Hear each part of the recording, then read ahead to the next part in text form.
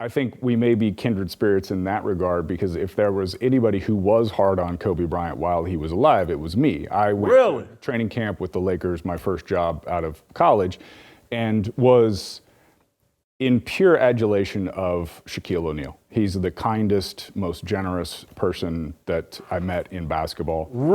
Oh, for sure. I mean, the story is that I came out of Iowa State, undrafted, nobody knows who I am. First day of media day in Los Angeles, I had decided if I'm going to be a professional basketball player, I'm going to do this a little bit differently. So I walked up to Shaquille O'Neal and I said, Mr. O'Neal, I'm Paul Shirley. I'm here for training camp. And he said, I know who you are. He didn't know who I was, but he did that to make me feel at ease and feel comfortable throughout training camp. He was kind, always asked, Shirley, you need anything? Let me know. Kobe Bryant was the exact opposite of that. I kind of scared me in a lot of ways. What year is this? This is 2001. So right in the peak of Phil Jackson and the guys. And it was, I don't want to cut you off. Don't lose your point. All right. But I just want to be crystal clear. I had no idea that Paul was going to talk about this and say this. So Rashad McCants, Matt Barnes, Steven Jackson, those of you that have pledged your allegiance to the death cult of Kobe Bryant, I didn't set this up. So, when you send your death threats, I'm sorry, go ahead. Finish your thought. I should mention also, Matt Barnes is a dude who worked so hard. We played against each other in the minor leagues. He made it to the pros. I was always happy to see his success.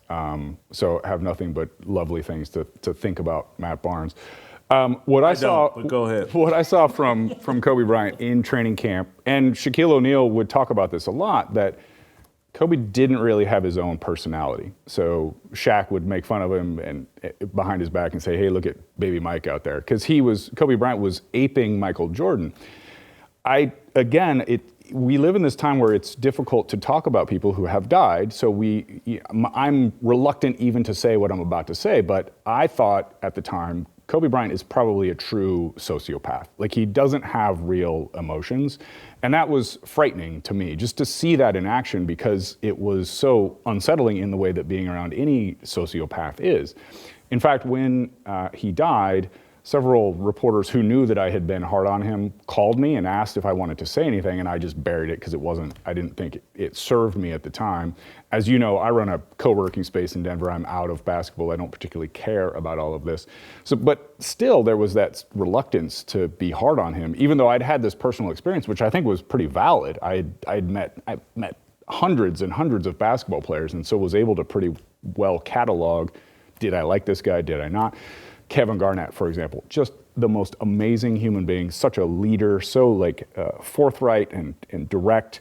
Steve Nash, great guy who's honest, direct, lots of really great and positive experiences in basketball. But there was something about Kobe Bryant that was weird and odd to me when I was around him. Steve Kim, the studio is on fire. You gonna throw any gas on this? Are you gonna try to douse the flames here? Kobe Bryant, sociopath. Kobe Bryant over-exaggerated his greatness is being exaggerated because of his death. Marcellus with a provocative perspective. Paul with a provocative perspective. I've got a pretty provocative perspective. What say you? Well, I just want to point this out as someone who introduced you to SCAP. And that is the true SCAP. I'm the one who said, hey, I like this guy, to Mr. Whitlock. So you're welcome. But Whitlock, I'm just going to let you know, I believe SCAP is probably going to do a 20-minute video just ripping you. I hope I am not going to catch the shrapnel. I am innocent in this. And we may never get him on the show again after all this slander. But Jason, you know me. I've told you this in the past. I'm a Laker fan in recess. I was a hardcore lifelong Laker fan, but I have never been a part of the cult of Kobe. Honestly, a lot of what you guys say is absolutely true. I'll push back on certain things. To Paul's story, it kind of reminds me, post-Shaq, this is when things were not going well for Kobe, Bean Bryant, or the Lakers. Smush Parker tried to come up to him during a practice during a dead period and tried to talk to him about the Super Bowl. And basically Kobe said, Smush, please. You don't work hard enough. You're not good enough to even talk small talk with me, and just told him, get away from me. That's the way he was. So everything that Paul says, I absolutely believe. There's a lot of validity to that. And in terms of the revisionist history, Jason, I think it's clear he's the second best shooting guard of all time. Number one is the greatest player of all time. We know who that is, Michael Jeffrey Jordan. I believe he's in the top 10 all time, maybe top 7 or 8. I don't put him any higher.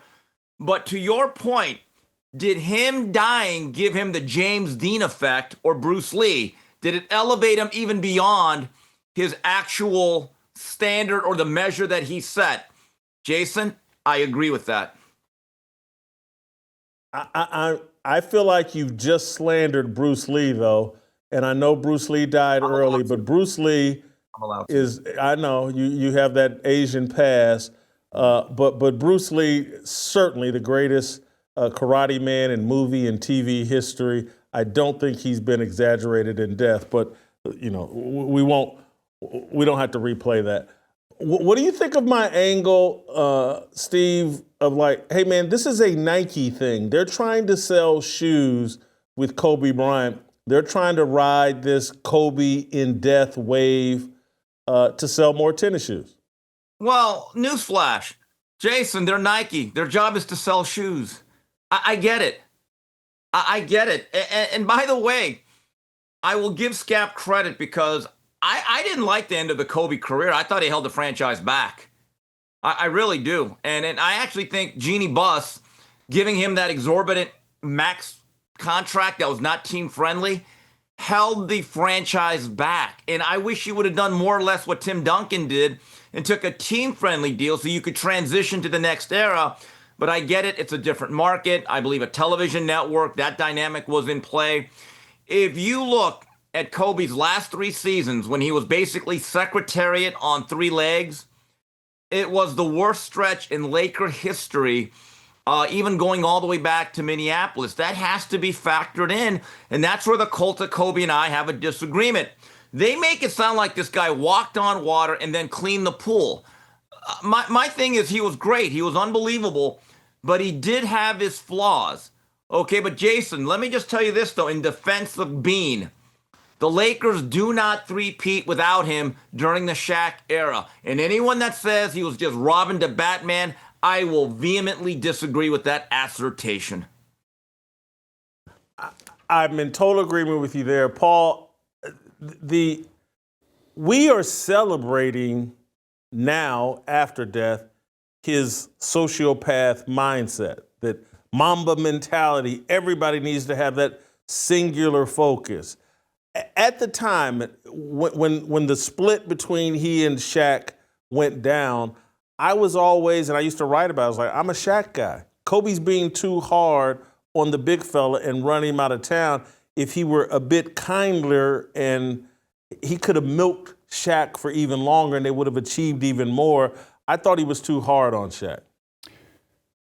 I think going back to that commercial that you showed, where what we're focusing on with Caitlin Clark is the individual, and that was the goal with Kobe Bryant and before him, Allen Iverson, was to find another Michael Jordan, a singular person that we can sell as a sport in order to sell shoes, sell the game. And I've always struggled with that because when you look at the NFL, for example, which is the greatest money-making device in our time in a lot of ways, they do such a good job of selling the team, right? It's about the name on the helmet, not the name on the back of the jersey, as people say. And I think the NBA and sports apparel brands have been grasping at this straw for a long time, hoping they could find an ex Jordan. And that was part of the falseness of Kobe Bryant, was that he didn't quite have that same hold on people that Michael Jordan did. I think you see that now with the Caitlin Clark commercial, where we're trying to elevate the individual, but even that feels a little bit false to me, because I recognize that you are a Caitlin Clark super fan and that she's really good for the sport. But the problem is always that in basketball, one player goes down and now your entire marketing scheme has gone away. Do you see what I mean? I do, but I don't think that commercial is elevating Caitlin Clark. I think it's elevating Kobe Bryant. I think it is. I think they're trying to pass a torch in a way and make a comparison that seems really clumsy to me. But I think it comes back to this idea of individuality over team, which, again, understandable from a marketing perspective. As Mr. Kim pointed out, you can't blame Nike for trying Don't to sell give Steve things. that much respect. But I think it is. But I go think to his head. ultimately it's short-sighted, because when you put so much on that individual player and that player gets hurt or they get a rape charge, whatever, it submarines your entire mechanism. So as a guy who, and this is just my own personal bugaboo, I guess, I grew up thinking about basketball as this kind of beautiful team sport. That's what Phil Jackson was trying to communicate with the triangle offense. I think Shaquille O'Neal understood that about the team dynamic and understood that his job as a leader was to motivate and energize the whole team. Whereas I think Kobe Bryant saw that as secondary to the elevation of his own ego, which again, I don't know that we can blame him for that, because that was the time we lived in. It's still the time we live in. It just makes me sad as a kid who grew up in Kansas, loving being on the court with 4 other guys and 5 opponents and making this interesting magic in the game. If you enjoyed that video, be sure to hit the like button and subscribe so you never miss a moment of Fearless.